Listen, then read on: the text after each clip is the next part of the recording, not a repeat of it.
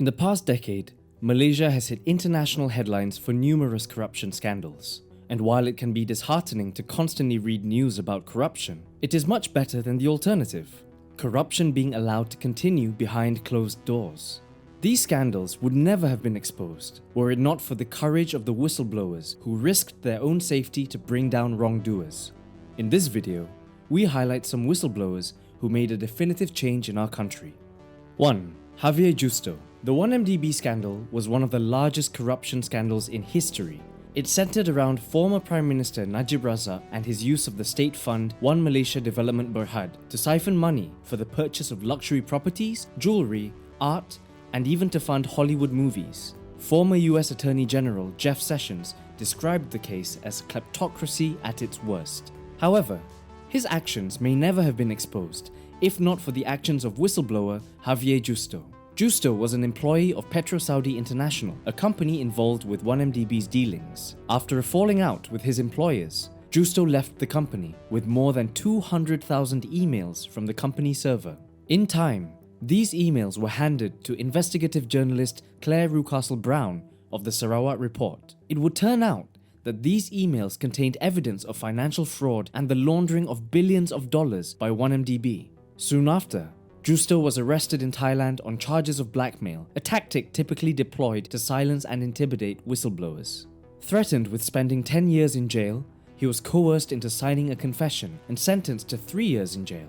He was later given a royal pardon, which shortened his sentence. In 2020, the High Court sentenced Najib to 12 years in jail after finding him guilty for abuse of power, money laundering, and breach of trust connected to the 1MDB scandal. It is hard to imagine this ever happening without Gutierrez's whistleblowing actions. Najib is currently appealing his sentence. 2. Nosalwani Muhammad. Another whistleblower of the 1MDB case. Nosalwani Muhammad was the coordinator of the special 1MDB audit report team. In February 2016, Nosalwani attended a meeting with top-level government officials and former 1MDB chief executive 𝐼𝐚𝐿. However, she was told to leave the room right before the meeting started. In order to take down minutes, she put a voice recorder in her boss's pencil case left in the meeting room. After retrieving the voice recorder, she was shocked to hear the officials in the meeting demand that certain details be dropped from the National Audit Report, which was presented to Parliament's Public Accounts Committee, and the original report be destroyed. Not only did she ensure safe storage of the meeting's audio recording, Nosalwani also secretly kept one of 60 copies of the original report which the department had prepared in 2016. These documents were tendered as evidence in Najib's trial and have proven invaluable in exposing corruption and abuse of power in Malaysia's highest offices. Without the actions of this courageous civil servant, it would have been impossible for this information to have come to light. 3. Rafizi Ramli. Rafizi Ramli was the former Vice President of Parti Keadilan Rakyat and a former Member of Parliament for Pandan.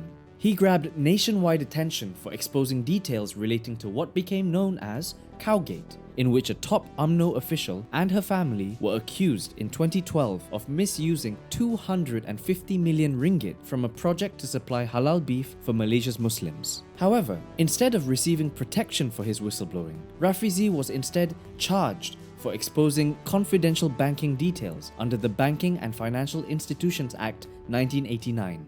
In 2018, he was found guilty and sentenced to 30 months jail. Fortunately, the sentence was overturned on appeal. This case was important for highlighting the serious weakness of the Whistleblower Protection Act 2010.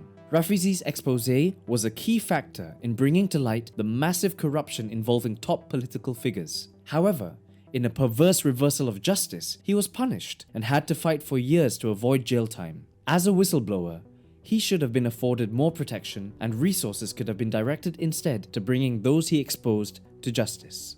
4. Ein Husniza. Ein Husniza was just a regular 17-year-old until a TikTok she posted in 2021 went viral. In the video, she called out one of her teachers for allegedly joking about rape and immediately ignited a nationwide conversation on rape culture in Malaysian schools. This led to an outpouring of stories about sexual harassment that has led to an entire movement called Make School a Safer Place. However, Ein herself became the victim of severe backlash from her classmates, teachers, and even certain quarters of the public. She faced harassment and was even threatened with expulsion from her school. Despite this, she has bravely continued in her fight to improve Malaysian schools, supported by thousands around the country. These cases prove that whistleblowing has the potential to change our country for the better, by exposing the corrupt, by starting movements, and by improving our laws. However, these cases also show that whistleblowing can come at a huge personal cost. This is why whistleblower protection is so important in the fight against corruption. To encourage more people to come forward, to speak out against power, we must offer more protection. Malaysia can be on a path to change, but it starts with us. To learn more about whistleblower protection in Malaysia and its weaknesses, watch our previous videos linked in the description below.